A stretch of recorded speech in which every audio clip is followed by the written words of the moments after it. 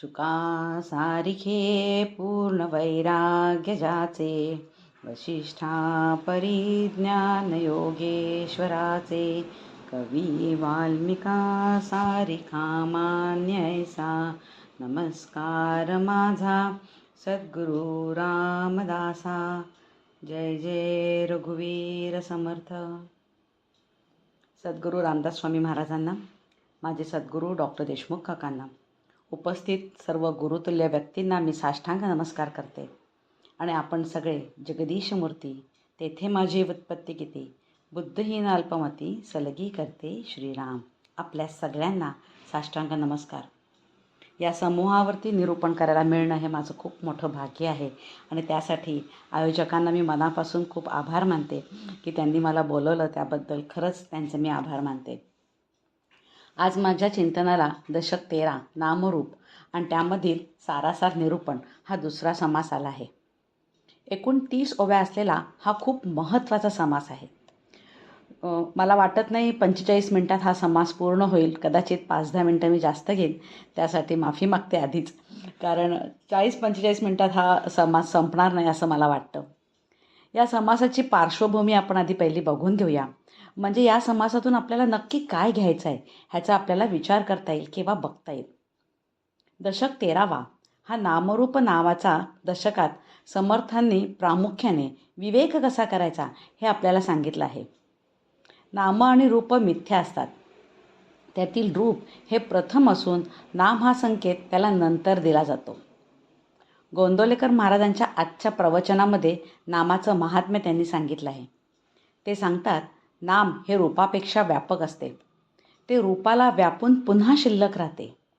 नाम हे दृश्याच्या पलीकडे आणि सूक्ष्म असल्यामुळे त्याला उत्पत्ती आणि विनाश असे कोणतेही विकार नाही. नाम हे सत्स्वरूप आहे.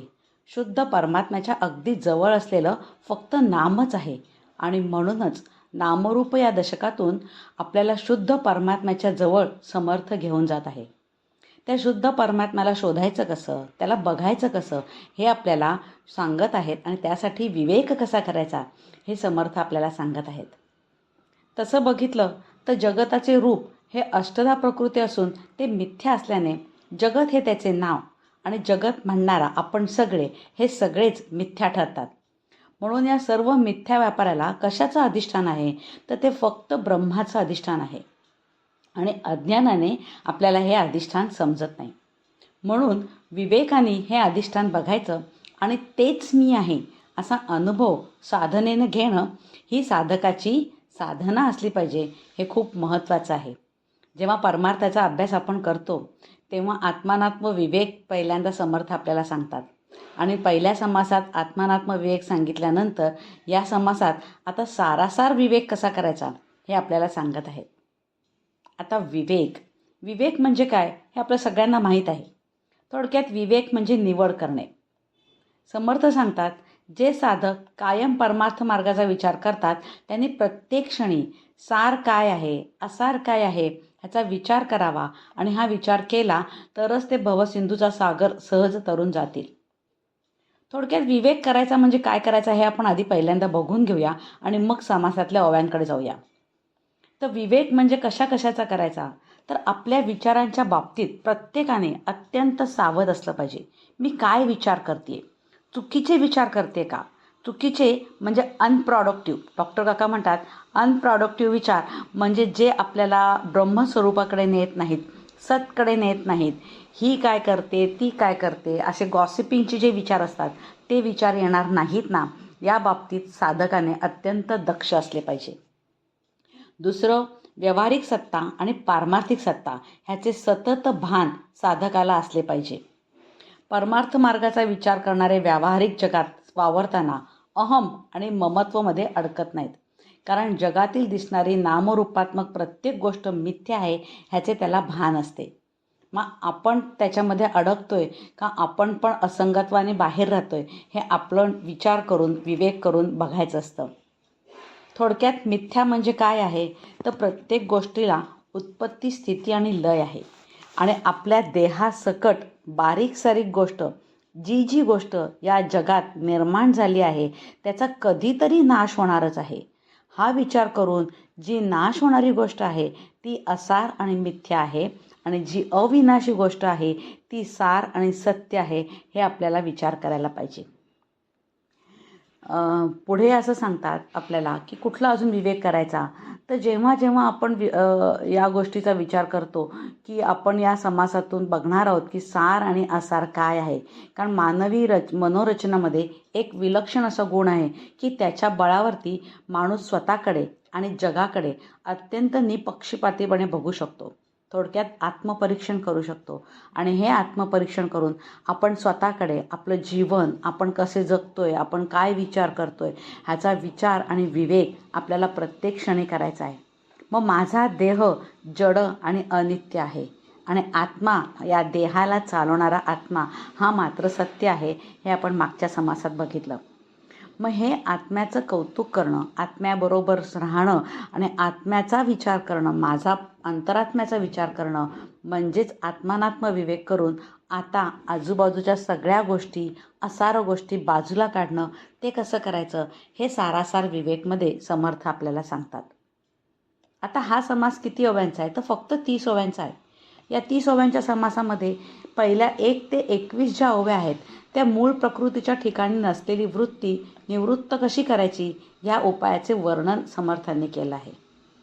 22 ते 26 या ओव्यांमध्ये ब्रह्मस्वरूपाचे वर्णन केले आहे. खरे तर वर्णन करण्यासाठी ब्रह्मस्वरूप हे एकमेव अद्वितीय आहे. त्याचं वर्णन वेदसुद्धा करू शकत नाहीत आणि ते म्हणतात की न इति न इति, हे असं नाही, हे असं नाही. आणि त्याच्यामुळे आपण जे वर्णन करणार आहोत, आपण जे बघणार आहोत ते आपल्या सापेक्षतेने आपल्याला समजण्यासाठी हे वर्णन केलेलं आहे. त्याचं ते समजून घेण्यासाठी तेच होणं हे खूप महत्त्वाचं आहे. आणि 27 ते 30 ओव्यांमध्ये विवेकाचा अभ्यास कसा करायचा हे सांगितलं आहे. थोडक्यात आत्म्याचा म्हणजे सुखरूपतेचा अनुभव घेण्यासाठी विचारांनी या सृष्टीमधील देहातील म्हणजे व्यष्टी आणि समष्टी या दोन्हीमधील अनित्य, अनात्म, असार गोष्टी सोलून काढल्या की मिळणारं जे सुख असतं ते नित्य, सत्य आणि सार म्हणजेच सोलीव सुख आहे.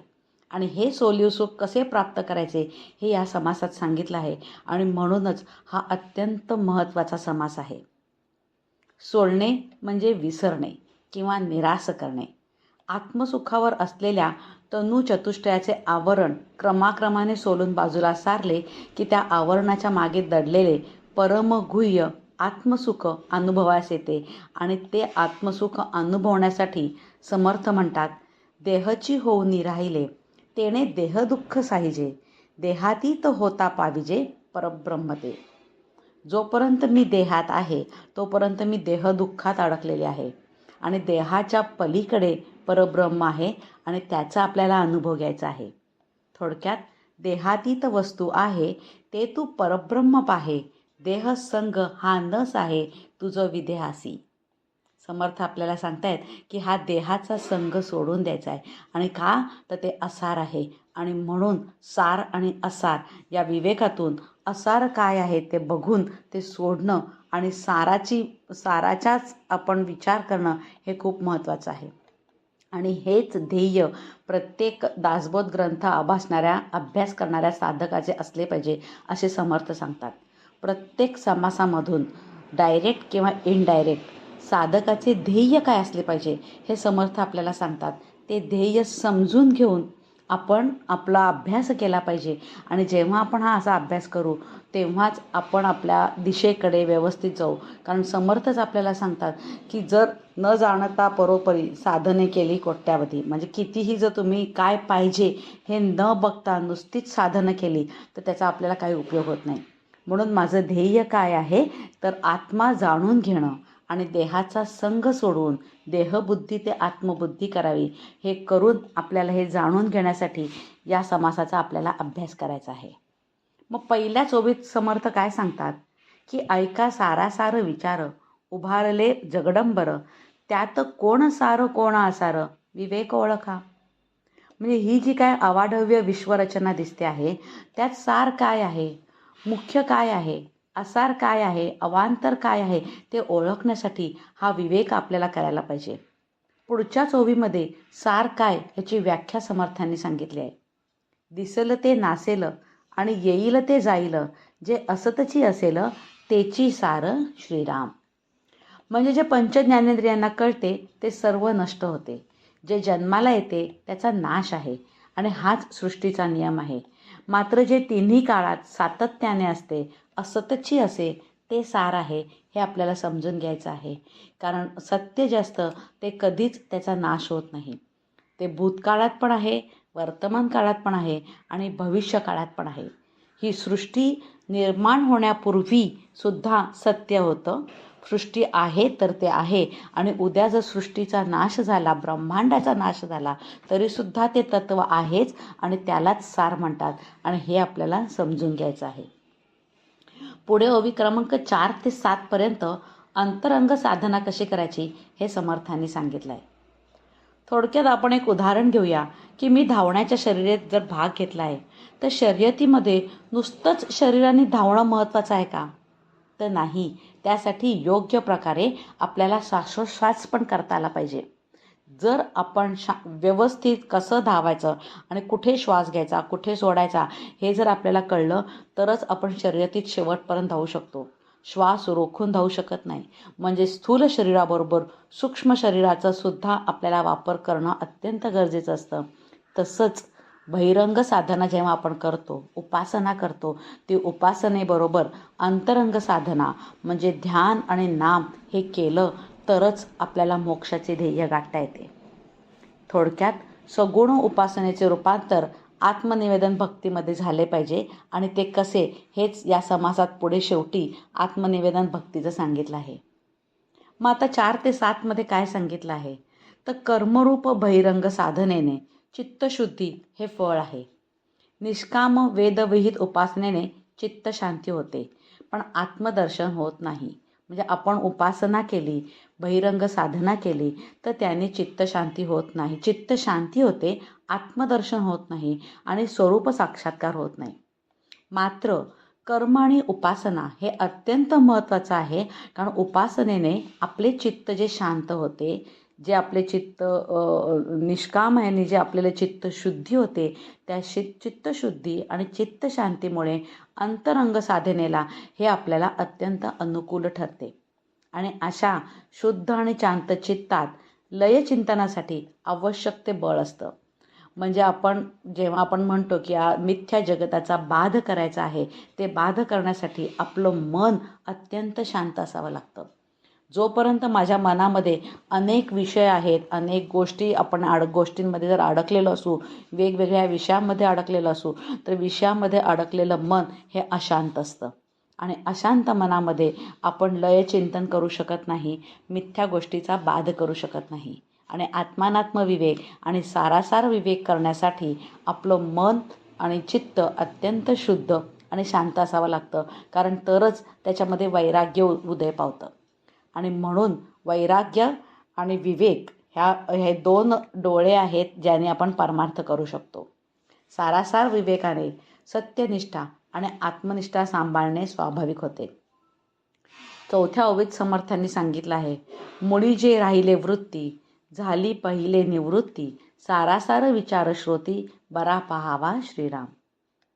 म्हणजे ध्यान साधना करताना आपला आत्माराम कोठून आला याचा विचार आत्मपरीक्षण प्रत्येकाने करावं की कुठे माझ्या आतमध्ये माझा देह चालवणारं जे चैतन्य आहे ते कुठून आलं आहे. आणि मग त्याचं जर मूळ आपण शोधलं तर जगताचे मूळ असलेली मूळमाया आपल्या लक्षात येते.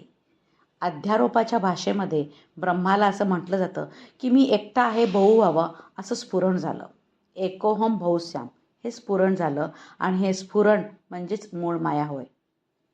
ध्यान करताना, ध्यानाचा अभ्यास करताना या मूळ मायेपाशी जाऊन थांबलेली आपली अंतःकरण वृत्ती ही निवृत्त व्हावी लागते. झाली पाहिजे निवृत्ती. कारण जर मी ब्रह्म आहे किंवा मी सोहम ध्यान असे करीत राहिलो तर हा विचार सारखं मी सोहम सोहम सोहम असं म्हणत राहिले आणि मी जर त्याच्या पाठीमागे शांत राहून ते सोहम मीच आहे हा विचार केला नाही तर नुसतंच सोहम सोहम अशी नुसतीच 1008 वेळा नाही तर 120 वेळा त्याचा फक्त विचार होतो आणि त्या निराकार ब्रह्मतत्वाचा अनुभव घेण्याच्या आड सोहम हे म्हणणं आड येऊ शकतं. मला काय सांगायचं हे समजते ना, की नुसतंच सोहम सोहम सोहम म्हणत म्हणत एक टप्पा असायला पाहिजे की तिथे हे सोहम म्हणणं थांबलं पाहिजे आणि त्याचा अनुभव घेता आला पाहिजे. त्याच्यासाठी उदाहरण आपल्याला संत देतात की मला जर गाढ झोपायचं आहे तर मला झोप आली आहे झोप आली आहे झोप आली आहे असं म्हणत म्हणत आपण एका क्षणानंतर गाढ झोपी जातो का रात्रभर झोप आली आहे म्हणत राहतो. एका क्षणानंतर कधी झोप येते हे कळत नाही आणि कधी आपण गाढ झोपेत जातो हे कळत नाही. असं या सोहम ध्यानाचं झालं पाहिजे. तिथे जागृत अवस्था आहे, मी जागी आहे, मला कळतंय, मला समजतंय, पण मी त्या सोहम याच्यामध्ये जी एक सूक्ष्म अंतःकरण वृत्ती आहे ती त्या सोहमचा अनुभव घेत आहे. आणि तिथे कुठेही आपलं मन बुद्धी चित्त अहंकार शिल्लक राहत नाही आणि तेथे फक्त सोहम झालेला आहे. थोडक्यात गाढ झोप लागलेली आहे. झोप अर्थात गाढ झोप ही अज्ञानाची आहे. मी ध्यानाबद्दल बोलते आणि ध्यान आपल्याला हे जागृत अवस्थेमध्ये तोच तो अनुभव घेणं ही एक अत्यंत कठीण अवस्था आहे आणि ती फक्त अत्यंत साधना जे करतात त्याच जणांना शक्य होते आणि आपल्याला सुद्धा शक्य आहे कारण आपल्याला तशी साधना करणं गरजेचं आहे आणि ते साधना करण्यासाठी ही पूर्वतयारी आहे. सारासार विचार करणं, आत्मानात्म विचार करणं, 24 तास त्या विचारात राहणं हे खूप गरजेचं आहे. थोडक्यात निश्चळाचा निश्चय झाला की चंचळाचं अस्तित्व उरत नाही आणि असार निघून जातं आणि फक्त सार राहतं. पण हे कधी होतं शक्य तर जर योग्य पद्धतीने साधना केली तरच. 8व्या ओवीमध्ये समर्थ म्हणतात, ज्ञान आणि उपासना दोन्ही एकची पाहना, उपासनेकरिता जना जगदोद्धार श्रीराम. म्हणजे वेदांतामधील ज्ञानयोग आणि भक्तिशास्त्रातील उपासना ही दोन्ही आत्मानुभवाची साधने असल्याने साधन या दृष्टीने दोन्ही सारखीच आहेत. पण उपासना का करायची? कारण कोट्यावधी सामान्य जनांना सर्व प्रकारच्या उद्धाराची सोय उपासनेमध्ये आहे. पण उपासनेने गणपती बाप्पा प्रसन्न होत नाही.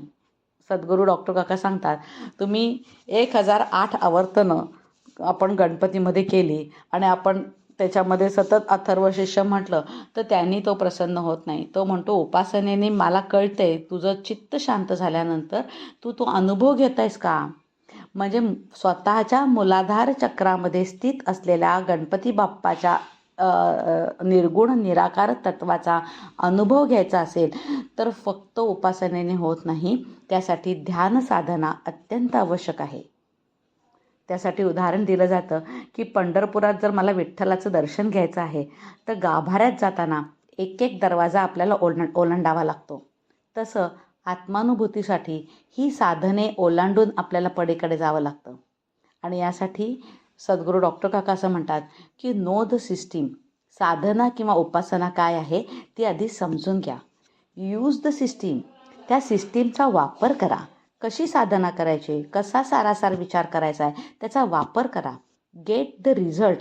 त्याचा तुम्ही अनुभव घ्या. ध्यान करा. ध्यान साधना करून तो अनुभव घ्या आणि फॉरगेट द सिस्टीम. हे फॉरगेट द सिस्टीम आहे ना, हे खूप महत्त्वाचं आहे. कारण जोपर्यंत आपण सिस्टीम सोडून देत नाही तोपर्यंत आपण सिस्टीममध्येच अडकलेलो राहतो. आणि म्हणून know the system, use the system, get the result and forget the system. सिस्टीमला कवाळून बसायचं नसतं. साधनेच्या पलीकडे आपल्याला जाता आलं पाहिजे.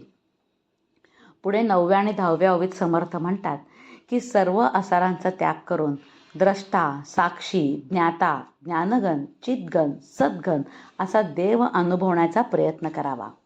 म्हणजे हेच आपल्याला सांगतायत की साधनेच्या पलीकडे ध्यान साधना करून काय करायचं आहे, माझं ध्येय काय आहे, तर सच्चिदानंद तत्व मीच आहे हे अनुभवणं हेच माझं ध्येय असले पाहिजे आणि ते आपल्याला करता आलं पाहिजे. आता मी म्हणजे हे प्रत्येक साधकाने जेव्हा आपण परमार्थाचा अभ्यास करतोय तेव्हा रामाने काय केलं, लक्ष्मणाने काय केलं असा विचार न करता मी काय करायला पाहिजे आणि ह्याच्यातून मला काय घ्यायचं आहे. म्हणजे प्रत्येक वेळी परमार्थाचा अभ्यास हा प्रथम पुरुषी एकवचनी झाला पाहिजे. मला ह्याच्यातून काय शिकायचं आहे, मी अनुभव कसा घ्यायचा आहे, हा जेव्हा आपण विचार करू तेव्हाच आपल्याला हा दासबोध हे ग्रंथ समर्थ आपल्याला काय सांगतायत हे आपल्या स्वतःला लावून घेता येतं.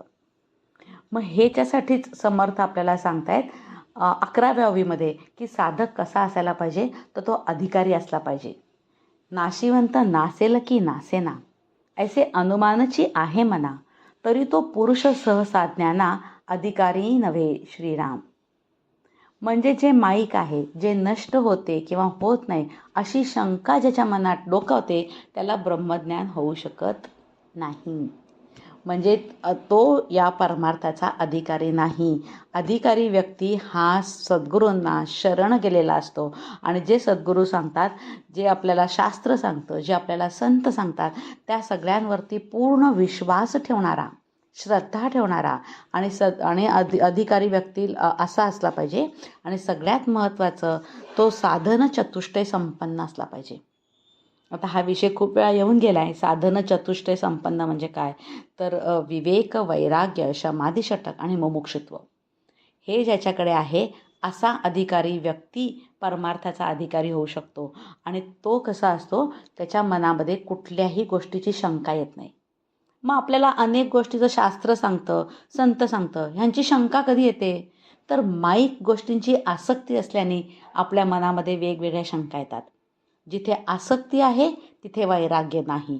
साधं गणित सोपं समीकरण आहे, 2 + 2 = 4. जिथे आसक्ती आहे तिथे वैराग्य नाही, आणि जिथे विवेक आणि वैराग्य नाही तिथे ज्ञान नाही, आणि जिथे ज्ञान नाही तिथे आपल्याला आनंद, सुखरूपता, निर्भयता हे नाही. त्यासाठी विषयाचा संगत्याग खूप महत्त्वाचा आहे. आणि समर्थाने हेच आपल्याला सांगितले. समर्थ आपल्याला मनाच्या श्लोकामधून पण सांगतात की किती संग सोडून सुखी राहावे. आणि मग जर संग सोडून सुखी राहावे असं सांगतात, तर ते कशाची संग धरायचा, तर तो संतांच्या संगतीचा संग धरावा. कारण संत आपल्याला एकमेव ध्येयाकडे सतत घेऊन जातात.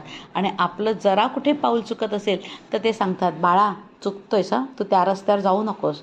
आपल्याला काय ध्येय आहे, तर आपल्याला फक्त ब्रह्मज्ञान करून घ्यायचं आहे. माझं ध्येय आहे की मला आत्मानुभव घ्यायचा आहे. आणि मग त्याच्यासाठी काय करायला पाहिजे, तर इकडचे तू असार गोष्टीमध्ये अडकू नकोस, विषयामध्ये अडकू नकोस, असत्य गोष्टीमध्ये अडकू नकोस, अनात्म गोष्टीमध्ये अडकू नकोस. काय कर, तर जो विवेक कर. आणि आत्मा म्हणजे काय, सार म्हणजे काय, नित्यानित्य विवेकमध्ये नित्य म्हणजे काय हे समजून घे. खरं तर हे सगळे विवेकांची नावं वेगवेगळी असली तरी ध्येय सगळ्यातून एकच आहे. डोंगरावरती जाणारे रस्ते वेगवेगळे असले तरी एकाच ठिकाणी जायचं आहे, जे सत्य आहे, जे नित्य आहे, जे सार आहे आणि जे आत्मा आहे, अशा ठिकाणी आपल्याला जायचं आहे. आणि मग त्याच्यासाठी जर जायचं आहे तर आपल्याला काय सोडून द्यायचं आहे, तर संग सोडून द्यायचा आहे. मग फक्त आपल्याला चुकीचे संग सोडून द्यायचं आहे का, तर नाही. जेव्हा आपण चुकीच्या संघांबरोबर सोडतोय त्याच्याबरोबर देहाचा पण संग सोडून देता आला पाहिजे. आणि तोच महत्त्वाचा आहे. आणि मग त्याच्यासाठी समर्थ म्हणतात, देहबुद्धी ते आत्मबुद्धी करावी. परमार्थ हा फक्त विचारांचा आहे आणि विचारांची साधना खूप महत्त्वाची आहे. आपल्याला साधना म्हटलं ना की आपल्याला प्रदक्षिणा घालते, मी उपास करते, मी तापास करते, मी अभिषेक करते, हे गरजेचंच आहे. ते करू नये असं सांगितलंच नाही आहे, हे अत्यंत गरजेचं आहे. कारण त्यांनी आपलं चित्त शुद्ध आणि शांत होणार आहे. पण त्याच्याही पलीकडे विचारांची साधना खूप महत्त्वाची आहे. आणि विचाराने मी देह नाही, मी आत्मा आहे, इथपर्यंत आपल्याला जायचं आहे. आणि जेव्हा मी देह नाही म्हणजेच मी माझ्या देहाचा संग सोडते, तेव्हाच मी आत्मा आहे या किनाऱ्यावरती जाऊन पोचते. जोपर्यंत मी या किनाऱ्यावरती मी देह आहे, मग मी देह म्हणजे फक्त स्थूल देह आहे का, मी मन, बुद्धी, चित्त, अहंकार, सूक्ष्मदेह सगळ्यामध्ये मी अडकलेली आहे. मग त्याच्यासाठी काय करायचं, तर यथार्थ श्रवण झाले पाहिजे. आणि हेच आपल्याला समर्थ सांगतात की यथार्थ श्रवण करा. आणि श्रवण कसं करायचं आहे, तर जीव ब्रह्मैक्याचं श्रवण करायचं आहे. आणि म्हणून हे श्रवण करताना परत सगळी गणितं कशी आहे की माझ्या संतांवरती, माझ्या शास्त्रावर, जे मी दासबोध वाचते त्या ग्रंथावरती माझी नितांत श्रद्धा असणं अत्यंत आवश्यक आहे. कारण या सगळ्यांनी, या आपल्या संतांनी, ज्यांनी ज्यांनी आपल्याला जे आपल्याला सांगतायत त्या सद्गुरूंनी या सगळ्याचा अनुभव घेतलेला असतो. आणि अनुभव घेऊन ते आपल्याला सांगतात की बाळा तुम्ही असं साधना करा. आणि मग 13व्या ओवीमध्ये समर्थ आपल्याला सांगतात, क्षयेची नाही जो अक्षय, व्यापकपणे सर्वा ठाई, तेथे हेत संदेह नाही, निर्विकारी श्रीराम. म्हणजे इथे आपल्याला काय, परत आपलं ध्येय काय आहेत समर्थ सांगतात की ब्रह्म अक्षय असल्याने त्याला क्षय नाही, हे तुम्ही समजून घ्या. कुठे आपल्याला जायचं आहे. मग व्यापक असल्याने ते जीव जडात सामान्यत्वाने व्यापून राहते, व्यापकपणे सर्वाठाई, सगळीकडे हे राहते. आणि यावरती जे काही मी सांगतोय यावरती साधकांनी श्रद्धा ठेवावी हे सांगून ओवी क्रमांक 14 ते 16 इथे सगळं ब्रह्मस्वरूपाचे वर्णन केलेले आहे. मग ब्रह्मस्वरूपाकडे डोळ्यांनी दृश्य म्हणून पाहता येत नाही, तो चक्षुचा प्रत्यक्ष विषय नाही आणि त्यासाठी सद्गुरू कृपेशिवाय त्याचा अनुभव येत नाही. त्याला ज्ञानचक्षुनीच जाणले जाते असे ओवी क्रमांक 16मध्ये समर्थ सांगतात. मग याचा अनुभव कसा घ्यायचा, ब्रह्म कसे घ्यायचे, असे अनेक प्रश्न साधकांच्या मनात येतात. मग हे प्रश्न समर्थांना कळतात, हे लगेच त्याच्यासाठी ते उत्तर देतात. चर्मचक्षु ज्ञानचक्षु हा तो अवघाच पूर्वपक्षू, निर्गुण ठाईचा अलक्षू, लक्षवेना श्रीराम. म्हणजे जे निर्गुण, निराकार, अज, अक्षय, अमर असे ब्रह्म हा चक्षुचा विषय नाहीच मुळी. सृष्टीच्या ज्ञानासाठी चर्मचक्षु आणि ब्रह्मदर्शनासाठी ज्ञानचक्षु हवेत असे समर्थ आपल्याला सांगतात. पण हे सांगणे पूर्वपक्षाचे असून सिद्धांत पक्ष सांगतो की निर्गुण ब्रह्म स्वभावानेच अलक्ष असल्याने कोणत्याच चक्षुकडे त्याला पाहता येत नाही. आणि मनाच्या श्लोकांमध्ये समर्थ आपल्याला हेच सांगतात, जया चक्षुने लक्षिता लक्षवेना, भवा भक्षिता रक्षिता रक्षवेना, क्षयातीत तो अक्षयी मोक्ष देतो, दया दक्ष तो साक्षीने पक्ष घेतो. थोडक्यात जो स्वतः क्षयातीत आहे तोच मला मोक्ष देऊ शकतो, कारण तोच एकमेव सत्य आहे, तेच सार आहे, तेच नित्य आहे, तोच आत्मा आहे. आणि म्हणून ते जे काही सार आहे त्या साराचा तोच मी आहे असा अनुभव घेणे हेच खरे रक्षण आहे. कारण आपण अनित्य जे काही शरीरामध्ये, देहामध्ये आहे, तो देह निर्माण झालेला आहे, तो नाशिवंत आहे, तो कधी ना कधीतरी त्याचा नाश होणारच आहे. मग एकमेव काय आहे, तर देहाच्या आतमध्ये असलेलं आत्मा हे तत्व हेच एकमेव आहे आणि ते सत्य आहे. आणि मग जे महाभय आहे, मृत्यूचं महाभय, हे महाभय निघून जातं जेव्हा मी एकमेव सत्य, मी ब्रह्म आहे असा मी जेव्हा अनुभव घेते, तेव्हा मृत्यूचं भय निघून जातं. आणि तो निघून गेला की मग काय आहे, तर तिथेच आनंद आहे आणि तिथेच मोक्ष आहे. त्यालाच सायुज्य मुक्ती म्हणतात, त्यालाच आपल्याला आत्मनिवेदन भक्ती म्हणता येतं. आणि जेव्हा आपण असा विचार करू तेव्हा अत्यंत दक्ष राहून, जगाला साक्ष ठेवून उघड उघड असलेला योग्य पक्ष घेतो, दया दक्ष तो साक्षीने पक्ष घेतो. हा अनुभव घेण्यासाठी साधकांनी कसे असावे, तर 17व्या ओवीत पुन्हा समर्थ आपल्याला सांगतात की संघाचा त्याग कर. आपल्याला जर तिथे पोचायचं असेल पलीकडच्या किनाऱ्यावरती, तर या किनाऱ्यावरच्या गोष्टीच्या संघाचा आपल्याला त्याग करावाच लागतो. आणि त्याच्यासाठी कसं पाहिजे साधकांनी, हे 17व्या ओवीत सांगतात की संगत त्यागे विण काही, परब्रह्म होणार नाही, संगत त्याग करून पाही, मौन्य गर्भा श्रीराम. म्हणजे खरं तर जर प्रत्येक ओवी आपण या समासातली प्रत्येक ओवी घेतली तर 1-1 तासाचं निरूपण प्रत्येक ओवीवर होईल. मी अत्यंत थोडक्यात उड्या मारत पुढे जाते कारण आपल्याकडे वेळ कमी आहे. पण प्रत्येक ओवीचा आपण जर विचार केला तर प्रत्येक ओवीवरती आपण 1-1 तास बोलू शकतो, काय जास्तच बोलू शकतात. जे अधिकारी व्यक्ती आहे ते याच्यावरती 100% आपल्याला अतिशय निरूपण करून आपल्याला प्रत्येक ओवीचा अर्थ सांगू शकतील. इतका हा महत्त्वाचा समास आहे. कारण ह्याच्यामध्ये ना अंतरंग साधना कशी करायची हे सांगितले. अंतरंग साधना करताना साधकाने कसे असले पाहिजे, काय गोष्टीवरती त्यांनी संघाचा त्याग केला पाहिजे, त्याच्यासाठी अधिकारी कसा असला पाहिजे, अधिकारीसाठी विवेक वैराग्य आचरणात कसं आणलं पाहिजे, हे सगळं गोष्ट या समासामध्ये आपल्याला समर्थ सांगतायत. जोपर्यंत आपण देह जवळ आहे तोपर्यंत देव जवळ येत नाही.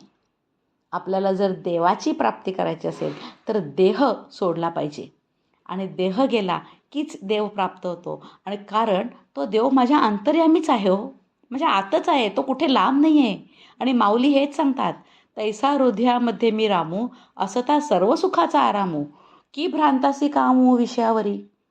आपण विषयामध्ये अडकलोय, देहामध्ये अडकलोय आणि म्हणून देव प्राप्त होत नाही आणि म्हणून अंतरंग साधना जमत नाही. अंतरंग साधना जमत नाही म्हणून आपल्याला त्याचा आत्मानुभव घेता येत नाही. इतकं सरळ साधी गणित आहेत.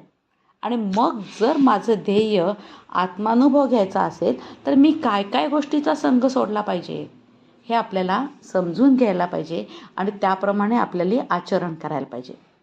मग माऊली काय सांगतायत, तैसा हृदयामध्ये मी रामू, म्हणजे विषयाशी संघ केल्याने हृदयातील आत्माराम आपल्याला दिसतच नाही आणि संघ सोडल्याशिवाय अद्वैताचा अनुभव घेता येत नाही. मौन्य गर्भा म्हणजे वृत्तीरहित ज्ञानरूपता. आपली वृत्ती ही अनेक विषयामध्ये पांगलेली असते आणि ती जोपर्यंत आत्म्याकडे एकाग्र होत नाही तोपर्यंत ज्ञानरूपता समजत नाही, तोपर्यंत आत्मा समजत नाही. आणि म्हणून सद्गुरू आपल्याला संत महावाक्याचा लक्षार्थ घेऊन आपल्याला वाच्यांश आणि लक्षार्थ घ्यायला सांगतात. हेच मला वाटतं वाच्यांश आणि लक्षांश हे 21व्या ओवीमध्ये त्यांनी सांगितलं आहे की आपण काय करायला पाहिजे. पण तत्पूर्वी 20व्या ओवीमध्ये समर्थ आपल्याला सांगतायत, सोहम हंसा तत्वमसी ते ब्रह्म तू आहेसी, विचार पाहता स्थिती ऐसी, सहजची होते श्रीराम. म्हणजे परत इथे सोहम ध्यान कसं करायचं आहे हे आपल्याला समर्थ सांगतात. तत्वमसी सद्गुरू आपल्याला सांगतात ते ब्रह्म तू आहेस आणि तिथून साधकाने अहम ब्रह्मास्मी, ते ब्रह्म मी आहे असा आपल्याला अनुभव घ्यायचा आहे. नुसतंच तत्वमसी तत्वमसी असं नुसतंच आपल्याला पारायण करून त्याचा अनुभव घेता येत नाही.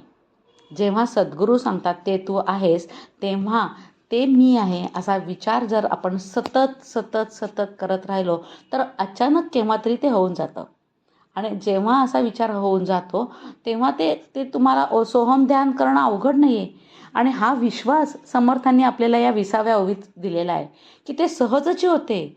तू प्रयत्न कर बाळा, तू हे कर, असा विचार कर, सतत विचार कर आणि असा विचार केलास तर ते सहज होणं शक्य आहे. आणि हा विचार करत मनापासून जर आपण सोहम साधना केली, आपण नामजप केला, आपण सुरुवातीलाच ब्रह्मचैतन्य महाराज गोंदवलेकर महाराजांचं बघितलं की नाम हेच फक्त ब्रह्मतत्वाच्या जवळ आहे.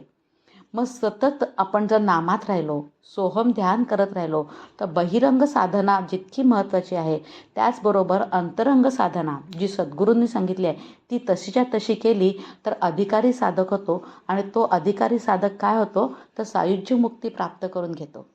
आणि सायुज्य मुक्ती प्राप्त करतो म्हणजेच आत्मनिवेदन साधतो, म्हणजेच मोक्ष प्राप्त करतो. आपलं परमार्थाचा अभ्यासाचं हेच ध्येय आहे. मला काय व्हायचं आहे तर सुखरूप, तृप्त, आनंद, समाधानी आणि निर्भयता या 5 गोष्टी मला या अभ्यासातून प्राप्त करून घ्यायच्या आहेत. आणि त्याच्यासाठी मी हा अभ्यास करणं खूप महत्त्वाचं आहे. पुढे 22 ते 26 ओव्यांमध्ये ब्रह्मस्वरूपाचे वर्णन केलेले आहे. पुन्हा एकदा ब्रह्मस्वरूपाचे वर्णन करणारा तिथे दुसरा कोणीच नाही आहे. एकमेव अद्वितीय असल्याने तो कसा आहे हे वेदांनासुद्धा सांगता येत नाही, पण आपल्या सापेक्षतेने आपल्याला हा सांगतात. आणि म्हणून संत सांगतात जिथे वेद नेती सुद्धा म्हणतात तिथे त्याला जाणून घ्यायचं असेल तर ते कसं जाणायचं आहे तर फक्त सारासार विवेक आपल्याला करायचा आहे. साधन असोने ब्रह्म उरले, तेथे वृत्ती शून्य झाले, सारासार विचारिले येणे प्रकारे श्रीराम. 21व्या ओवीमध्ये समर्थ सांगतात की काय करायचं आहे तर विचार करणारा साधक जिवंत असतानाच ब्रह्मरूपाने उरतो. त्याची अंतःकरण वृत्ती संपूर्णपणे निवृत्ती झाली असते, वृत्ती शून्य झाली. सार आणि असाराचा विचार कसा करायचा हे समजून घेण्यासाठी दिशा दाखवण्याचे काम कोण करते, तर आपली संत मंडळी करतायत. थोडक्यात 22 ते 25 मध्ये ब्रह्मस्वरूपाचे वर्णन केले आहे आणि हेच भगवद्गीतेमध्ये अध्याय 2 मध्ये भगवंतांनी सांगितलं आहे. ते आपल्याला भगवंत म्हणतात, नैनम छिंदन्ति शस्त्राणि नैनम दहति पावकः न चैनम क्लेदयन्तापो न शोषयति मारुतः. म्हणजे कसं आहे, आत्मा कसा आहे, तर या आत्म्याला ना शस्त्रे कापू शकतात, ना विस्तव जाळू शकतो, ना पाणी भिजवू शकतं, ना वारा वाळवू शकतो. कारण हा आत्मा न कापता येणारा, न जाळता येणारा, न भिजता येणारा, निःसंशय न वाळवता येणारा असा आहे. आणि हेच समर्थ आपल्याला इथे सांगतात की ब्रह्म भिजत नाही, वाळत नाही, जळत नाही, असे हे ब्रह्म आहे. आणि हे ओळखायचं कसं आहे, तर ते 26व्या ओवीमध्ये आपल्याला सांगतायत. निर्विकल्पी कल्पनातीत तोची ओळखावा संत, येर अवघेची असंत भ्रमरूप. म्हणजे हे कसं आहे, निर्विकल्प ब्रह्माच्या अनुभवानंतर सर्व कल्पना तरंगाचा सहजच बाद करून जीवन जगतो तोच खरा संत होय. कारण या संतांनी ह्याचा अनुभव घेतलेला आहे आणि जेव्हा ह्यांनी त्याचा अनुभव घेतला आहे तेव्हा तेच इथे आपल्याला सांगू शकतात. आणि म्हणून आपण कसे संत ओळखायचे आहेत, तर ज्यांनी याचा अनुभव घेतला आहे अशा संतांशीच त्यांना आपण ऐकलं पाहिजे. त्यांनी सांगितलेल्या सगळ्या गोष्टीचं आपण आचरण करायला पाहिजे. तर संतांना आपल्याकडून खरंच काही नको असतं. आपल्या शाश्वत हिताचा ते मार्ग दाखवत असतात. आपण त्यांचे ऋण कसे फेडणार संतांचे, तर त्यांनी सांगितलेल्या मार्गावरून वाटचाल करणं इतकेच आपल्या हातात असतं. आणि ती वाटचाल करणं हे जेव्हा आपण करतो, सद्गुरूंनी सांगितलेल्या मार्गावरून वाटचाल करतो, तेव्हाच सोहम त्यांनी जे आपल्याला साधना दिली असते त्या ज्ञानाचे विज्ञान करण्यासाठी काय करायचं आहे, तर भक्तिमार्गावरून जायचं आहे. कारण भक्तिमार्ग हा आपल्याला सगळ्यांना तसं बघितलं तर ज्ञानमार्गापेक्षा भक्तिमार्ग सोपा आहे. पण तुकाराम महाराज म्हणतात की भक्ती हे तो 16वरची पोळी. म्हणजे ती भक्ती ही संतांना, सद्गुरूंना अपेक्षित आहे अशी केली तरच ती खरं भक्ती आहे. म्हणजे परत समर्थ आपल्याला सांगतात, भक्त जो विभक्त नाही तो भक्त. मग मी विभक्त किती आहे, मी विषयामध्ये किती अडकले आहे, का मी एकमेव भगवंताचंच फक्त ऐकते, मी त्याला शरणागत आहे. आणि जर मी त्याला शरणागत आहे तर मला आत्मनिवेदन भक्ती साधता येते का. हे जे आपण 4थ्या दशकामध्ये भक्तीचे आपण जे बघितले 9 स्टेप्स किंवा 9 प्रकार, ते आपण आत्मनिवेदन भक्तीपर्यंत पोचतोय का. आणि हेच आपल्याला परत 28व्या ओवीमध्ये समर्थ सांगतायत. जाणता जाणता जाणीव जाते, आपली वृत्ती तद्रूप होते, आत्मनिवेदन भक्ती ते ऐसी आहे श्रीराम.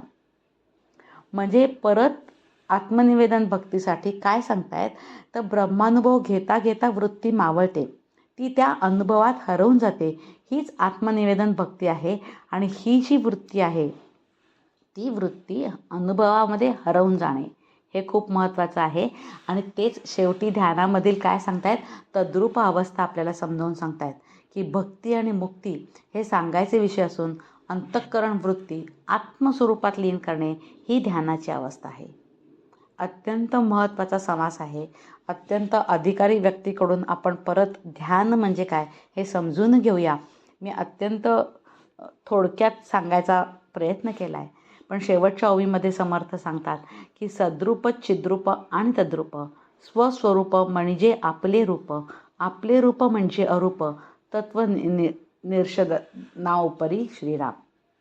म्हणजे 82 तत्वाचा निराश करीत गेल्यानंतर मूळचे आपले असलेलेच तद्रूप, सद्घन व चिद्घन असे रूपरहित स्वरूप हे मीचे खरे स्वरूप आहे.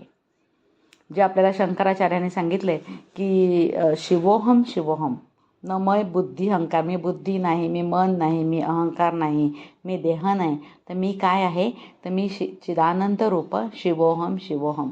आणि हेच समर्थ आपल्याला सांगतात की हे सगळ्या गोष्टींचा निराश करायचा, एक एक गोष्टी सोलून काढायच्या आहेत, असार गोष्टीचा, सगळ्या गोष्टींचा त्याग करायचा आहे.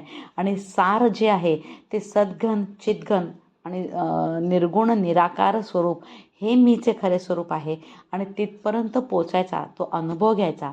आणि त्यासाठी आत्मानात्म विवेक, सारासार विवेक, नित्यानित्य विवेक, ही सगळे विवेकाची वेगवेगळी नावं असली तरीसुद्धा अर्थ एकच आहे की जे आत्मा आहे तेच सार आहे, तेच नित्य आहे, तेच सत्य आहे, तेच एकमेव अद्वितीय आहे आणि तेच ब्रह्मसत्य आहे.